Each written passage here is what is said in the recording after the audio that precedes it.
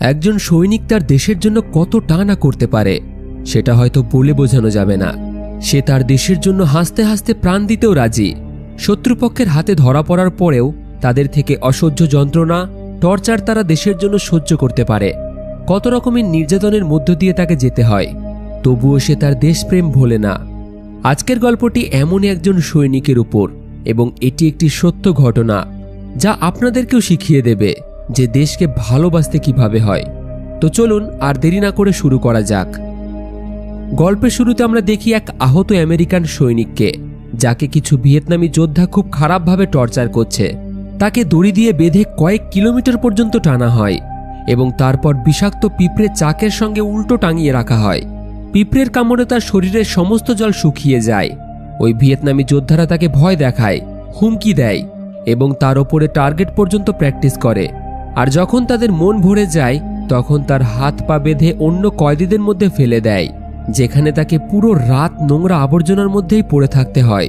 সেই জায়গা হয়তো কোনো পশু পাখিরও থাকার যোগ্য নয়। এই ভিয়েতনামি যোদ্ধারা সেই আমেরিকান সৈনিকের সঙ্গে এমন অমানবিক আচরণ করার কারণ কি? সালটা ছিল 1955। তখন আমেরিকা ও ভিয়েতনামের মধ্যে যুদ্ধ চলছিল, আর আমেরিকা ভিয়েতনামের সেই সব জায়গায় এবং দেশগুলোর ওপর বোমা ফেলছিল যারা তাদেরকে সাহায্য করছিল। দুর্ভাগ্যবশতভাবে লাওসও সেই দেশগুলির মধ্যে একটি ছিল। আমেরিকা এত পরিমাণে বোমা বিস্ফোরণ করছিল যে লাওস জীবন্ত ল্যান্ডমাইন হয়ে উঠেছিল। ড্যাংলার নামের এই আমেরিকান পাইলটও তাদের মধ্যে একজন ছিল, যাকে এখানে বোমা ফেলার আদেশ দেওয়া হয়েছিল। যেহেতু এটা তার প্রথম মিশন, তাই সে ভুল করে অনেক নিচে দিয়ে আক্রমণ করে, যার ফলে শত্রুর গুলিতে তার বিমানের ডানা ধ্বংস হয় এবং সে সোজা শত্রুপক্ষের মাঝে গিয়ে পড়ে। সৌভাগ্যবশত সে দুর্ঘটনা থেকে প্রাণে বেঁচে যায়, তবে ভিয়েতনামি সন্ত্রাসীরা তাকে খোঁজাখুঁজি শুরু করে দেয়। ড্যাংলার কোনো রকমে তার প্রাণ বাঁচিয়ে সাহায্যের জন্য জঙ্গলের মধ্যে থেকে সিগন্যাল পাঠায়, কিন্তু এই ঘন জঙ্গলে তাকে খুঁজে পাওয়াটা হলো খড়ের গাদায় সূচ খোঁজার মতো। তাকে জঙ্গলে বেঁচে থাকার প্রশিক্ষণ তো দেওয়া হয়েছিল, কিন্তু এটা কোনোদিনই শেখানো হয়নি যে যখন 12 জন ভিয়েতনামি শত্রু তার মাথায় একসঙ্গে AK-47 বন্দুক তাক করে থাকবে, তখন সেই পরিস্থিতিতে সে কি করতে পারে। শীঘ্রই স্থানীয় ভিয়েতনামি যোদ্ধারা তাকে খুঁজে ফেলে এবং তাকে ধরে নিয়ে নির্মম আচরণ করতে শুরু করে। তারা তার গলায় দড়ি বেঁধে তাকে টেনে গ্রামে নিয়ে যায়। প্রশিক্ষণে তাকে শেখানো হয়েছিল ধরা পড়লে সবসময় হাসি মুখে থাকতে এবং ভালোভাবে কথা বলতে, তাই ড্যাংলার সেটাই করছিল। কিন্তু শীঘ্রই সে বুঝতে পারে এখানে তার ট্রেনিংয়ে শেখানো কোনো কিছুই কাজে লাগবে না। ভিয়েতনামি যোদ্ধারা ড্যাংলারের উপর নির্যাতন ও টর্চার করা শুরু করে। তারা তার কানের একেবারে পাশে গুলি চালাতো, যার তীব্র শব্দে সে কিছু সময়ের জন্য কানে কিছুই শুনতে পেত না, এবং এখান থেকেই তার জীবনের এক নতুন অধ্যায় শুরু হয়। পরের দিন সকালে তাকে নিষ্ঠুরভাবে টেনে ট্রাকে তোলা হয় এবং তারপর সেই ট্রাক লাওস এমবেসির গভর্নরের কাছে নিয়ে যাওয়া হয়। গভর্নর ড্যাংলারকে একটি কাগজ দিয়ে বলে, এই কাগজপত্রে সই করো, আমরা তোমাকে 2 সপ্তাহের মধ্যে ছেড়ে দেব। কিন্তু ড্যাংলার সই করতে অস্বীকার করে, কারণ এগুলি সরকারি কাগজপত্র ছিল, যাতে তাকে স্বীকার করতে হতো যে আমেরিকার আদেশে সে এখানে বোমা ফেলছিল এবং এখানে যেসব মৃত্যু ঘটছে তার দায় আমেরিকার। ড্যাংলার বলে সে কোনো নিরীহ মানুষের প্রাণ নেয়নি, তাকে শুধু সন্ত্রাসীদের ক্যাম্প আক্রমণ করার আদেশ দেওয়া হয়েছিল, তাই সে এইসব কাগজে সই করবে না। এটা শুনে গভর্নর বলে, তাহলে তুমি নিজেই নিজের জন্য জাহান্নুম বেছে নিচ্ছ। এখন স্বয়ং সৃষ্টিকর্তাও তোমাকে এখান থেকে বের করতে পারবে না। অন্তত আমি যতদিন বেঁচে আছি ততদিন তো একেবারেই নয়। এবার বুঝবে মৃত্যু যন্ত্রণা কাকে বলে এবং টর্চার কি জিনিস। এরপর আবার ড্যাংলারের উপর ভয়ঙ্কর অত্যাচার শুরু হয়। তাকে নিয়মিত যন্ত্রণায় রাখা হতো এবং ঘুমাতে দেওয়া হতো না। যখনই শরীরে ক্লান্তি এসে একটু চোখ লেগে যেত, তখনই ওরা তাকে জাগিয়ে দিত এবং একটি সরু পাইপের জলের মধ্যে ডুবিয়ে রাখত। এই অত্যাচার দিনের পর দিন চলতে থাকে এবং অত্যাচার আরও বাড়তে থাকে। পরে ড্যাংলারকে গ্রাম থেকে অনেকটা দূরে জঙ্গলের মাঝে একটি কুঁড়ে ঘরে আনা হয় এবং এটিই তার কারাগার হয়ে যায়, যেখানে সে জানতে পারে সে একা নয় যাকে বন্দি করা হয়েছে, তার মতো আরও অনেক বন্দি আছে এখানে। তখনই সামনে থেকে একজনের আওয়াজ শোনা যায়। সে ড্যাংলারকে বলে, একেবারেই আওয়াজ করো না, ওরা এসে যাবে। তখনই এটা বলতে না বলতেই কয়েকজন ভিয়েতনামি সেখানে আসে এবং ড্যাংলারের পায়ে ভারী কাঠ বেঁধে দেয় যাতে সে পালাতে না পারে। পরদিন ড্যাংলার ও অন্য বন্দীদের বাইরে আনা হয়। তাদের শরীর দেখে ড্যাংলার বুঝে যায় এই জায়গা সত্যিই জাহান্নুম ছাড়া আর কিছুই নয়। গার্ডেরা মোটেই সেই বন্দীদের খাবার দিত না, যার ফলে তারা অপুষ্টিতে ভুগছিল। তাদের শরীর এতটাই দুর্বল হয়ে পড়েছিল যে হাড়গুলো স্পষ্ট দেখা যাচ্ছিল। জিন নামের এক পুরনো বন্দী ড্যাংলারকে এখানে থাকা প্রতিটি মানুষের সঙ্গে পরিচয় করিয়ে দেয়। জিনও একজন আমেরিকান পাইলট এবং অনেক বছর সে এখানেই বন্দী আছে। তবে তাকে এখান থেকে বের করার কোনো রকম চেষ্টা আমেরিকান সরকার করেনি। এটা ভেবেই ড্যাংলারের খুবই রাগ হয়। একজন সৈনিক যে তার দেশের জন্য প্রাণ দিতেও রাজি, সেই সৈনিককেই রক্ষা করতে সরকার কোনো রকম সাহায্য করছে না। তবে সে এটা ভালোভাবেই বুঝে যায় এখানে সে ফেঁসে গেছে। এখান থেকে পালানোর পরিকল্পনা তাকে নিজেই করতে হবে। সে দেখে দিনের বেলায় বন্দীরা বাইরে খোলামেলাভাবে কোনো শিকল ছাড়াই ঘোরাফেরা করতে পারত, কিন্তু চারিদিকের বাঁশের ঘেরাওয়ের কাছে যাওয়া নিষিদ্ধ ছিল। সন্দেহ হলেই গার্ডেরা গুলি চালিয়ে দিত। এত বিপদের পরেও ড্যাংলার এই জায়গাকে কারাগার ভাবত না, কারণ এখানে না ছিল লোহার শিকল, না ছিল কংক্রিটের মোটা দেওয়াল। তার মনে হতো এখান থেকে সে পালাতে পারবে, কিন্তু তার মাথায় একবারও এটা আসেনি যদি পালানো এতটাই সহজ হতো তাহলে অন্য বন্দীরা এতদিন কেন পালায়নি। তবে জিন মনে করত যুদ্ধ শেষ হলে হয়তো তারা তাদেরকে ছেড়ে দেবে, কিন্তু ড্যাংলার যখন তাকে জানালো যে যুদ্ধ এখনো চলছে এবং এটি এখনো চলবে, তখন জিনের চোখে জল চলে আসে। কারণ সে 2.5 বছর ধরে শুধু এই দিনটিরই অপেক্ষায় আছে যে কখন যুদ্ধ শেষ হলে তাদেরকে ছেড়ে দেওয়া হবে, পুনরায় তার পরিবারের কাছে ফিরে যাবে। এদিকে ড্যাংলারের পুরো বিশ্বাস ছিল যে সে এখান থেকে পালাতে পারবে এবং আজ রাতেই পালানোর পরিকল্পনা করে সে। কিন্তু জিন তাকে বাধা দিয়ে বলে, যদি তুমি পালাও আর ধরা পড়ো তাহলে এরা আর কখনো আমাদের বন্দিমুক্ত করবে না, তাই এটাই ভালো তুমি আমাদের মতোই ছাড়া পাওয়ার অপেক্ষা করো। তখন ডুয়ে নামের আর এক বন্দী বলে, তোমরা দুজনেই বুঝতে পারছো না, এই বাঁশের তৈরি ঘরগুলি আমাদের জেল নয়, বরং এই বিশাল জঙ্গল আমাদের কাছে জেল। এখান থেকে বেঁচে পালিয়ে গেলেও জল আর খাবার ছাড়া জঙ্গলে 2 দিনের বেশি বেঁচে থাকা যাবে না। এখানেই বলে দিই, ডুয়েও একজন আমেরিকান পাইলট, সেও বেশ কয়েক বছর ধরে বন্দী আছে এখানে। এটা শুনে ড্যাংলার বলে, তাহলে ঠিক আছে, আমরা বর্ষার সময় পালাবো, তখন তো চারিদিকে জল থাকবে। কিন্তু তাতেও একটি বড় সমস্যা ছিল। ডুয়ে জানায় বর্ষা আসতে এখনো 4-5 মাস বাকি। ড্যাংলার বুঝে যায় সে যত তাদেরকে এখান থেকে পালানোর উপায় জিজ্ঞাসা করবে ওরা ততই সমস্যার কথা বলবে। তাই সে নিজেই সিদ্ধান্ত নেয় আজ রাতেই পালাবে। ডুয়ে তাকে শেষবারের মতো সতর্ক করে, জঙ্গল থেকে যদিও বা সে বেঁচে বেরিয়ে গেল, তবে সে এখান থেকে পালাবে কিভাবে? দিনের বেলা এখানে 6 জন গার্ড বন্দুক হাতে পাহারা দেয়। ড্যাংলার বলে, তাই তো আমি রাতে পালানোর পরিকল্পনা করছি। এটা শুনে সব বন্দীরা তার মুখের দিকে তাকিয়ে থাকে, কারণ সে জানতই না রাতে তাদের সাথে কি হয়। রাত হলে গার্ডেরা বন্দীদের হাত পা বেঁধে ঘুম পাড়াতো, যাতে তারা নড়াচড়া করতে না পারে। আর এদিকে ড্যাংলার ভাবছিল সে রাতে পালাবে। ড্যাংলার তখন বন্দী কয়েদিদের কাছ থেকে একটি পেরেক চাইতে থাকে। তার মাথায় কিছু একটা পরিকল্পনা ঘোরাফেরা করছিল। ডুয়ে বলে, এখানে বাঁশ ছাড়া আর তুমি কিছুই পাবে না, পেরেক পাওয়া তো প্রায় অসম্ভবই। তখন এক বন্দী জানায় সে জানে কোথায় পেরেক আছে, কাল সকালে বলবে। পরদিন সকালে সে ড্যাংলারকে দেখায় তাদের থেকে কিছুটা দূরে একটি ছোট হাইটের গার্ড পাহারা দিচ্ছে। ঠিক তার মাথার পাশেই বাঁশে একটি পেরেক ঢোকানো আছে। জিন তাকে বোঝায়, এমন কিছু করো না যাতে আমাদের সবার জীবন বিপদে পড়ুক। কিন্তু ড্যাংলারের মাথায় একটি কথাই চলছিল, যেভাবেই হোক এখান থেকে পালানোর পথ সে বার করবেই। সে পরিকল্পনা করে প্ল্যান মতো তার ইশারায় অন্য বন্দীদের নানান রকম অদ্ভুত আচরণ করতে বলে, যাতে গার্ডেরা ব্যস্ত হয়ে পড়ে। এটা দেখে গার্ডেরা বন্দুক তুলে তাদের দিকে এগিয়ে যায়। সুযোগ বুঝে ড্যাংলার ছোট্ট গার্ডটির কাছে যায় এবং টুথপেস্ট নেওয়ার অজুহাতে চালাকি করে সেই পেরেক বের করে পকেটে ঢুকিয়ে নেয়। পরে গার্ডেদের চোখের আড়ালে সে সেই পেরেকটিকে ঘষে একটি সরু ধারালো অস্ত্র বানায়। রাতে সব গার্ড ঘুমিয়ে পড়ার পর মুখ থেকে পেরেক বার করে সে কয়েক সেকেন্ডের মধ্যেই হাতকড়া খুলে ফেলে। এটা দেখে সবাই অবাক হয়, যেন জাদু দেখাচ্ছে। তারা জানতে চায় সে কিভাবে করলো এটা। একটা স্প্রিং সামান্য ঠেললেই হাতকড়া খুলে যায়, ট্রেনিংয়ে তাকে শিখিয়েছে। এইভাবেই সে পুনরায় হাতকড়াটিকে ঠিক আগের মতোই করে ফেলে, কারণ তারা আজকে পালাবে না, আর যাতে গার্ডেদের কোনো রকম সন্দেহ না হয় তাদের উপর। পরদিন ড্যাংলার পালানোর নানান রকম পরিকল্পনার কথা ভাবছিল। ঠিক তখনই এক আমেরিকান বিমান মাথার উপর দিয়ে উড়ে যায়। এটা দেখে গার্ডেরা দ্রুত সকল বন্দীদের ভিতরে নিয়ে যায়। এই সময় বন্দীদের ভয় দেখানোর জন্য একটি গার্ড গুলি চালায়। সেই গুলি ডুয়ানের গায়ে লাগে, কিন্তু সৌভাগ্যবশত গুলি কানের পাশ দিয়ে বেরিয়ে যায় সব শান্ত হলে এক গার্ড ভিতরে এসে ড্যাংলারের দিকে বন্দুক তাক করে। সে তাকে ভয় দেখিয়ে তাদের কাছে প্রাণ ভিক্ষা চাইতে বলে, কিন্তু ড্যাংলার ভয় পায় না, তাদের দিকে তাকিয়ে হাসতে থাকে, কারণ তাকে ট্রেনিংয়ে এটাই তো শেখানো হয়েছে। কিছুক্ষণ পরেই ওই গার্ড নিজেও হাসতে থাকে, কারণ বন্দুকটি খালি ছিল। তারা শুধু ড্যাংলারকে ভয় দেখিয়ে মজা নিচ্ছিল। দিন গড়িয়ে রাত হয়। রাতে বন্দিরা বাঁশের দেওয়ালে খাবারের পোস্টার দেখে পুরনো দিনের কথা মনে করে, যখন খাবারের মূল্য তারা দিত না, আর আজকের অবস্থা এক কণা খাবারের জন্য তারা হাহাকার করছে। এইভাবেই কিছুদিন কেটে যায়। একদিন ড্যাংলার দেখে আজ রাতে বৃষ্টি হবে, আকাশে মেঘ। এটাই ছিল পালানোর সেরা সুযোগ। কিন্তু জিন রাজি হয় না।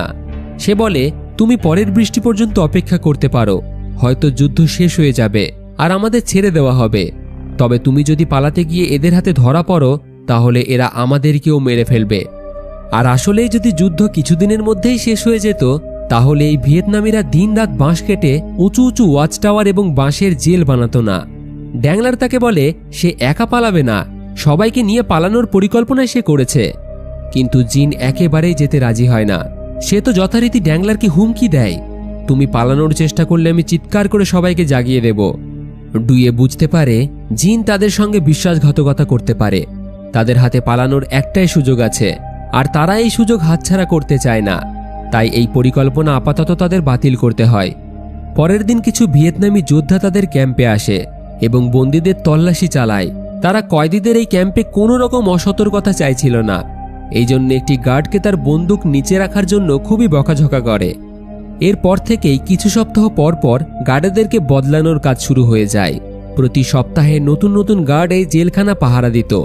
কখনো এমন গার্ডও আসতো যারা ঠিকমতো বন্দুকই ধরতে জানত না, আর এই কারণেই প্রায় বন্দীদের জীবন নিয়ে খেলা করত তারা। এদিকে ড্যাংলারের মাথায় এখান থেকে বেরোনোর নানান রকম পরিকল্পনা ঘুরপাক খাচ্ছিল। সে প্রতিদিন একটি করে ভাতের দানা জমা করতে শুরু করে এবং এখান থেকে তাদের যা খেতে দেওয়া হতো সে সেটাই খেত। এমনকি ভিয়েতনামিদের মতো তাদেরকে পোকামাকড় পর্যন্ত খেতে দেওয়া হতো। সেই অখাদ্য বাকি বন্দীরা না খেলেও ড্যাংলার চুপচাপ খেয়ে নিত, কারণ না খেলে তার অবস্থাও বাকিদের মতো হয়ে যেত। একদিন জিন তাকে জিজ্ঞাসা করে, তুমি ভাত কেন জমা করছো? ড্যাংলার জানায় সে পালানোর পরিকল্পনা করছে। এটা শুনে জিন হাত জোর করে বলে, তোমার মাথা থেকে এখনো পালানোর চিন্তা যায়নি? তুমি এটা কেন করছো? আমাদের জীবন বিপদের মধ্যে পড়তে পারে। কিন্তু ড্যাংলার ভালো করেই জানতো সে কি করছে। সে বলে, তোমরা কি খেয়াল করেছো প্রতিদিন দুপুরে যখন গার্ডেরা রান্নাঘরে যায়, তারা তাদের সকল বন্দুক বাইরে রেখে যায়?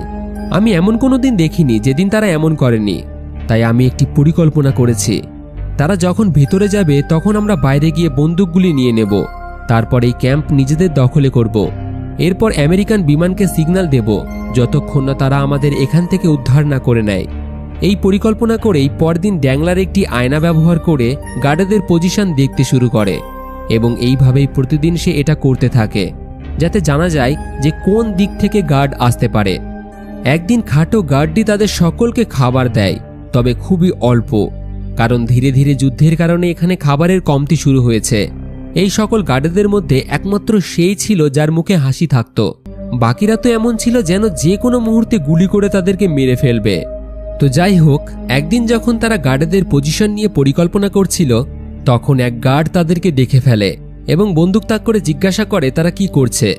তখন তারা জানায় এইসব নিয়ে সময় কাটাচ্ছে। তাছাড়া এই জেলখানায় তাদের করারই বা কি আছে? তাদের পালানোর কোনো পরিকল্পনাই নেই, আর তারা পালাবেই বা কিভাবে? এত সুন্দরভাবে গার্ডেরা যে তাদের উপর নজর রাখছে, এই সামান্য কিছু পাথর দিয়ে তারা কি তাদের মতো গার্ডেদের মোকাবেলা করতে পারবে? এটা শুধু সময় কাটানোর একটি খেলা মাত্র। তাদের কথা শুনে গার্ডেদের তাদের উপর কোনো সন্দেহ হয় না। প্রতিদিন রাতে ড্যাংলার হাতকড়া খুলে কুড়ে ঘরের নিচে পাতা বাঁশ একটু একটু করে কাটতে থাকে, যাতে বেরিয়ে যাওয়ার মতো পথ তৈরি হয়। এইভাবেই একদিন পুরোপুরি বাঁশটিকে সে কেটে ফেলে। এরপর সে হামাগুড়ি দিয়ে বাঁশের ঘেরাবের কাছে গিয়ে মাটি খুঁড়ে দেখে বাঁশ কতটা গভীরে বসানো। সৌভাগ্যবশত সেই বাঁশের ঘেরাও তাদের ধারণার চেয়েও দুর্বল ছিল এবং খুব একটা নিচে পোঁতা ছিল না। এর মানে তারা এখান থেকে মাটি খুঁড়ে এর নিচে দিয়ে পালিয়ে যেতে পারবে। পরদিন ড্যাংলার ডুয়ানকেও জায়গাটি দেখায়, কিন্তু তখনই এক গার্ড তাদেরকে সেখানে ঘোরাফেরা করতে দেখে তাড়িয়ে দেয়। ড্যাংলার বলে, বৃষ্টি আর এক সপ্তাহের মধ্যেই শুরু হতে চলেছে, আমাদের পালানোর জন্য এই দিনটি ঠিক করতে হবে। সবাই তো রাজি হয় তার কথায়, কিন্তু জিন আবারও বাধা দেয়। ড্যাংলার বলে, তুমি যদি এখানে পচে মরতে চাও মরো, আমি আর অপেক্ষা করব না। পরদিন গার্ডেরা তাদের খাবার হিসেবে পোকামাকড় দেয় এবং এইভাবেই তাদের প্রতিদিন পোকামাকড় খেতে দেওয়া হতো, ভাত আর দেওয়া হতো না। কারণ আমেরিকার ফেলা বোমের কারণে গ্রামবাসীদের ফসল নষ্ট হয়ে গিয়েছিল, এমনকি গার্ডেদেরকেও না খেয়ে থাকতে হচ্ছিল। তাই তারা বন্দীদের খাবার নিজেরা খেত এবং বন্দীদের এইসব অখাদ্য খাবার খেতে দিত। তবুও কয়েদিদের মধ্যে ড্যাংলার মুখ বুঝে এইসব খাবার খেত, কারণ খাবার না খেলে সে বাকি বন্দীদের মতোই দুর্বল হয়ে পড়বে এবং সারা জীবনের মতো এখানেই বন্দী হিসেবে পড়ে থাকতে হবে তাকে। তবে এদিকে জিন এইসব খাবার খাওয়াতে অভ্যস্ত ছিল না। সে ড্যাংলারের জমিয়ে রাখা ভাত খেতে চাইছিল, যা সে পালানোর সময় জঙ্গলে খিদে মেটানোর জন্য এতদিন ধরে সঞ্চয় করছিল। কিন্তু ড্যাংলার স্পষ্ট বলে দেয় যে সে তাকে ভাত দেবে না। যদি সে তাদের সাথে এখান থেকে পালাতে চায় তাহলে সে ভাত দিতে পারে। তবে জিনের ভিতরে একটা ভয় কাজ করছিল। সেই রাতে আর ড্যাংলার তার হাত করা খোলে না, এই ভয়ে যে সে গিয়ে গার্ডেদের সবকিছু পরিকল্পনা বলে দেবে, যার ফলে তাদের মধ্যে কিছুটা রাগারাগিও হয়। তবে পরিস্থিতি সামাল দেওয়ার জন্য ড্যাংলার পরদিন জিনের কাছে ক্ষমা চায়, কারণ সে রাগের মাথায় কি করে বসবে তার কোনো ভরসা ছিল না, আর এটি তাদের পালানোর পরিকল্পনা ভেস্তে দিতে পারত। এমনকি গার্ডেরা তাদেরকে মেরে ফেলতেও পারত। গার্ডেরা পরদিন যখন তাদের শিকল দিয়ে বাঁধছিল তখন হঠাৎ আবার আকাশে আমেরিকান ফাইটার জেট দেখা যায়, আর এটা দেখে গার্ডেরা হঠাৎই বন্দীদের মারধর করতে শুরু করে। তাদের মনে হতে শুরু করে বন্দীরা হয়তো আমেরিকান ফাইটার জেটকে সিগন্যাল দিচ্ছে। তাই এরপর থেকে যখনই কোনো ফাইটার জেট বা হেলিকপ্টার যেত তখনই তারা এইভাবেই বন্দীদের উপর অত্যাচার করত। ডুয়েন এবার পুরোপুরি ভেঙে পড়ে। তবে ড্যাংলার তাকে সামাল দেয় এবং বলে সে সবসময় তার সাথে আছে, এখান থেকে যেভাবেই হোক তারা বেঁচে পালাবে। পরদিন তারা গার্ডেদের রান্নাঘরে কিছু কথা বলতে শোনে। একজন কয়েদি তাদের ভাষা জানত। মন দিয়ে শোনার পর তারা বুঝতে পারে যে গার্ডেরা ক্যাম্পে খাবারের কমতি নিয়ে আলোচনা করছে। কিছু গার্ড খাবারের সন্ধানে বাইরে তো গিয়েছিল, কিন্তু তারা খালি হাতে ফিরে এসেছে। বোমা বিস্ফোরণের ফলে জমির উর্বরতা শেষ হয়ে গিয়েছিল, ফলে সেই জমিতে আর চাষবাস করা যাচ্ছিল না। তাই তারা বন্দীদের জঙ্গলে নিয়ে গিয়ে হত্যা করার পরিকল্পনা করছিল এবং গভর্নরকে তারা মিথ্যা বলতো যে তারা পালানোর চেষ্টা করছিল, তাই বাধ্য হয়েই গুলি চালাতে হয়েছে। এই সব কিছু শোনার পর বন্দীরা বুঝতে পারে যে তাদের হাতে আর বেশি সময় নেই, এখানে থাকলেই তারা মারা যাবে, তাই আগামীকালই এখান থেকে পালাতে হবে। পরদিন ড্যাংলার গার্ডেদের রান্নাঘরে যাওয়ার অপেক্ষা করতে থাকে এবং তারা ভিতরে ঢোকার পর ঝুপড়ির নিচে দিয়ে বেরিয়ে এসে দৌড়ে গিয়ে গার্ডেদের বন্দুক হাতে তুলে নেয়। 3 থেকে 4টে যে কটা পায় হাতের কাছে সেই কটা তুলে নেয় এবং এসে সবার হাতে একটি করে দিয়ে দেয়। পরিকল্পনা অনুযায়ী তাদের সবাইকে একসাথে রান্নাঘরে জড়ো হয়ে গার্ডেদের ঘেরাও করতে হতো। ড্যাংলা দ্রুত একদিক দিয়ে সেখানে পৌঁছালেও বাকিরা আর সেখানে পৌঁছায় না। সামনে 6 জন গার্ড ছিল, যাদের একা সামলানো সম্ভব ছিল না। কিন্তু অনেকক্ষণ পরেও সে আর ডুয়েন ছাড়া সেখানে আর কেউই আসে না, যার ফলে ড্যাংলারকে বাধ্য হয়ে সবাইকে গুলি করে মারতে হয়।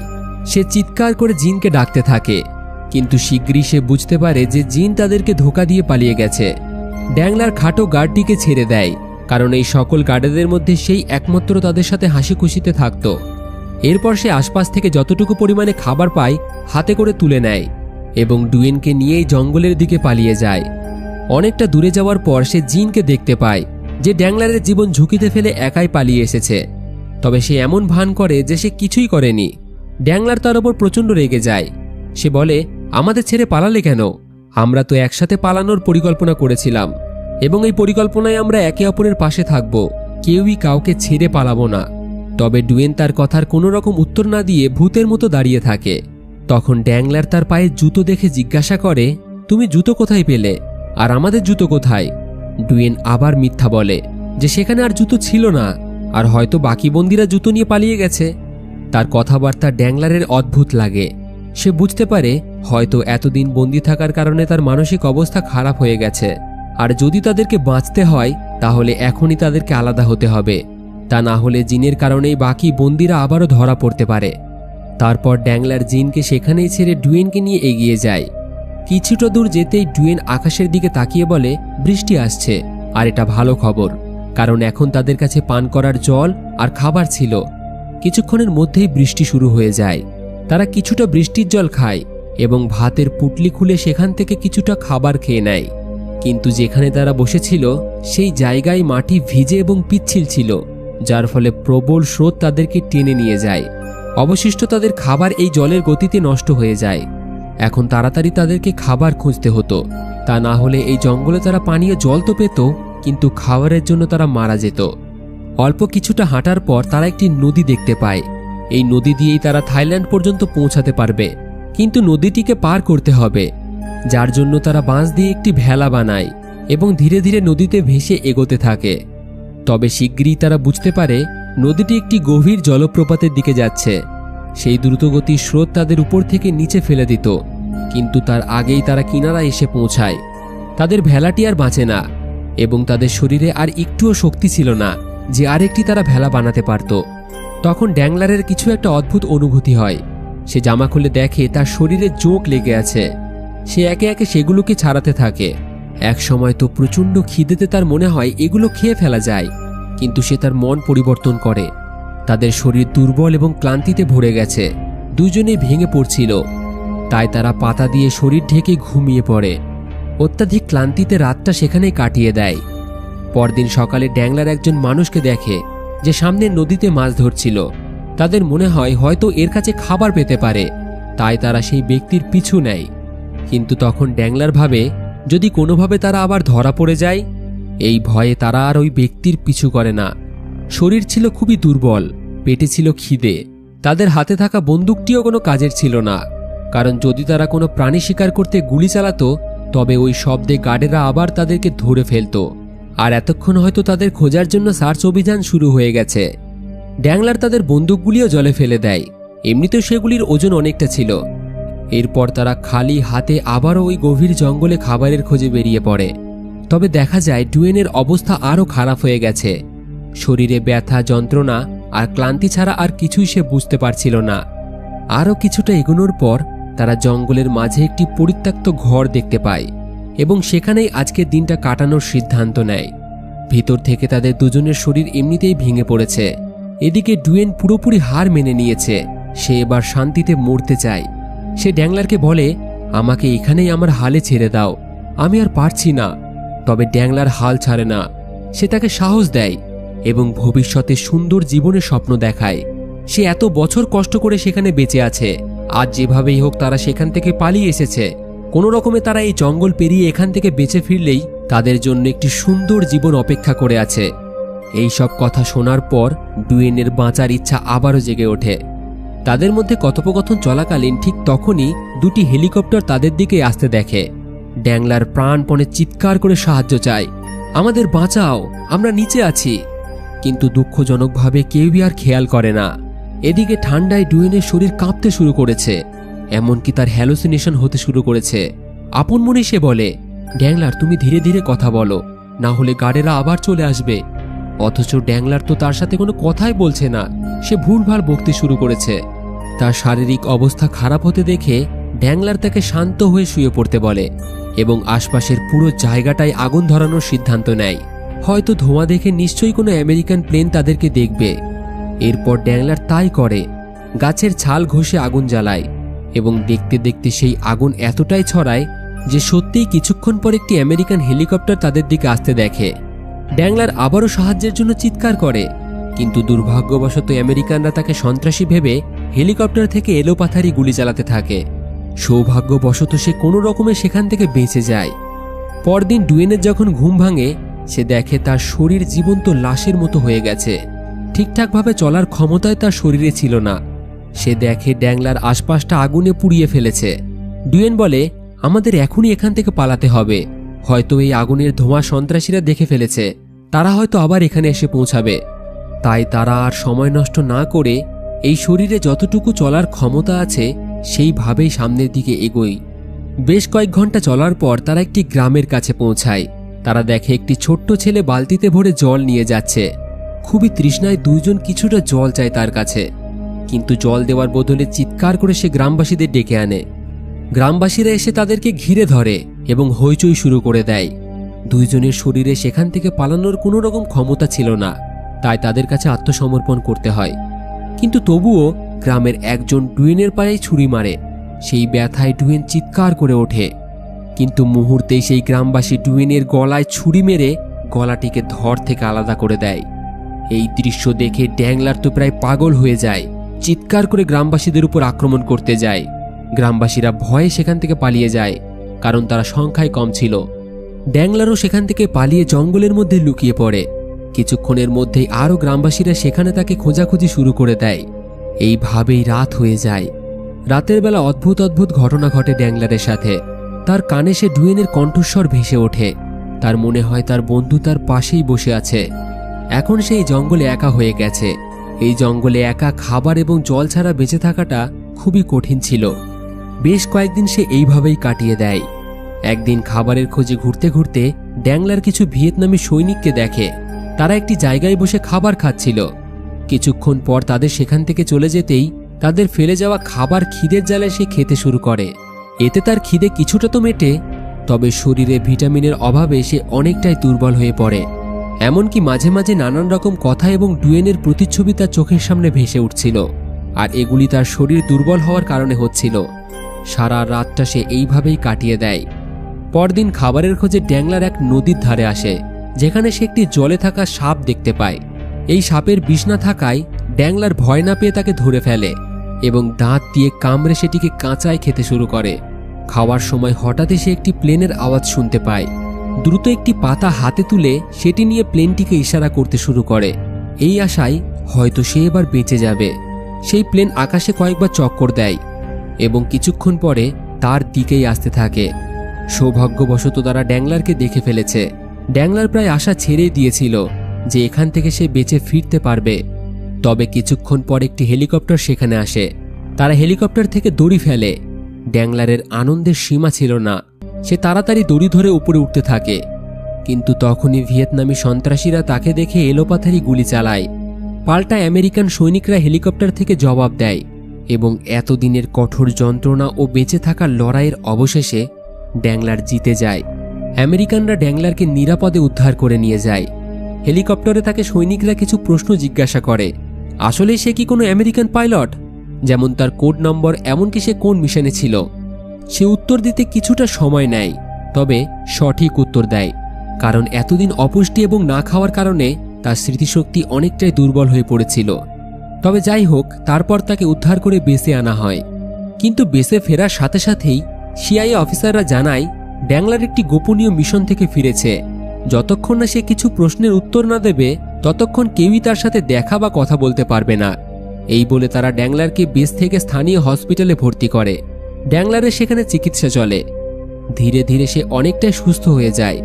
কিছুটা সুস্থ হলে সিআইএ এজেন্টরা সেখানে ঘটা প্রতিটি ঘটনার বিস্তারিত জানতে চায়, কিন্তু ড্যাংলার এই সবকিছু ছেড়ে তার বন্ধুদের সঙ্গে দেখা করতে চাইছিল।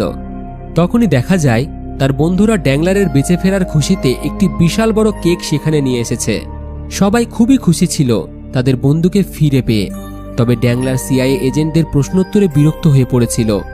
সে তার বন্ধুদের বলে সে এখান থেকে যেতে চায়। তার বন্ধুরা ড্যাংলারকে ওয়াশরুমে নিয়ে যাওয়ার অজুহাতে 10 মিনিট সময় নেয় এবং কেক নিয়ে আসা ট্রলির ভিতরে লুকিয়ে তাকে হসপিটালের বাইরে নিয়ে আসে।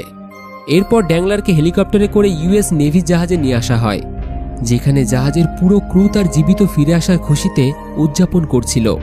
ড্যাংলারের মুখেও হাসি ছিল, সে একটি নতুন জীবন ফিরে পেয়েছে। তবে মনের ভিতরে কোথাও না কোথাও তার ওই কয়েদি বন্ধুদের জন্য দুঃখও ছিল তার।